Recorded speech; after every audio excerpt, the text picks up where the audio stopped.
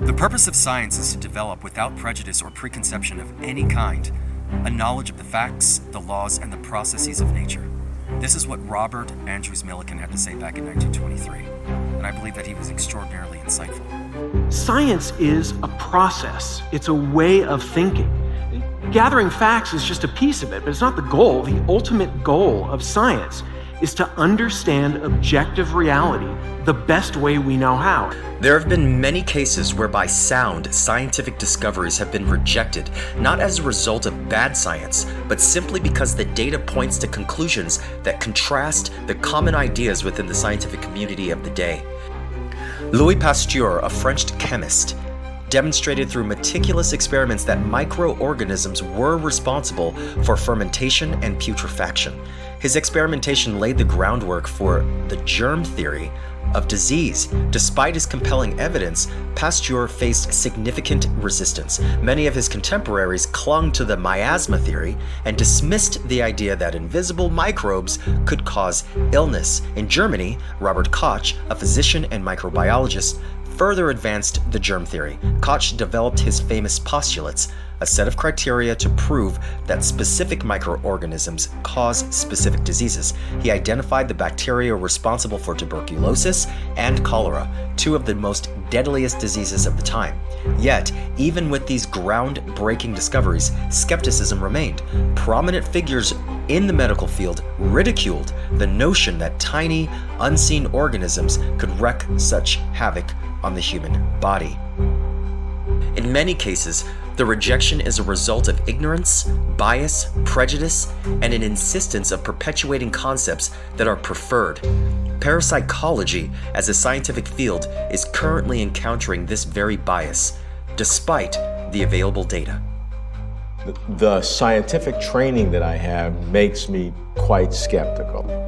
So, what is the best data that supports the existence of things beyond the normal physical senses that we have? Evidence that we have is repeated experiments based on people who don't make special claims. Why is the effect always so minuscule? So aspirin, it turns out, has been tested repeatedly to see whether or not it prevents a second heart attack. Well, what is the size of the effect for which the FDA gave its approval that you should take aspirin for this? It turns out to be much, much smaller than the effects that we see for telepathy experiments. All too often, a person will jump onto a social media platform like TikTok. They hear a person talking about things that are completely unfounded, have no scientific basis. They're just promoting a narrative that fits their fancy. And those things are problematic. At the same time, there are also people who are going to reject things based upon their preconceived notions of what can't be.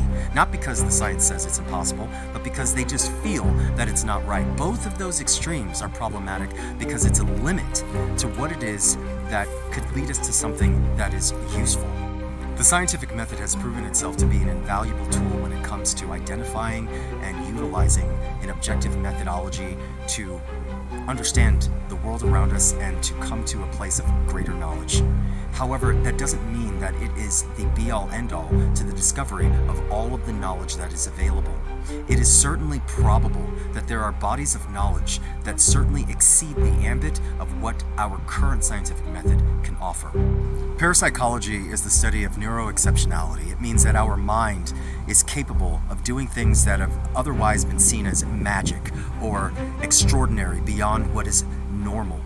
There is a plethora of scientific work that has gone into the study of these phenomenal things like mind-to-mind communication, telekinesis, or precognition, the knowing of things before they occur, or having the ability to see things at distance without having physically been there or being there, this remote viewing. These things are not fantasy, but they certainly have been relegated as such by many because of a preconception or a prejudice that has been ongoing.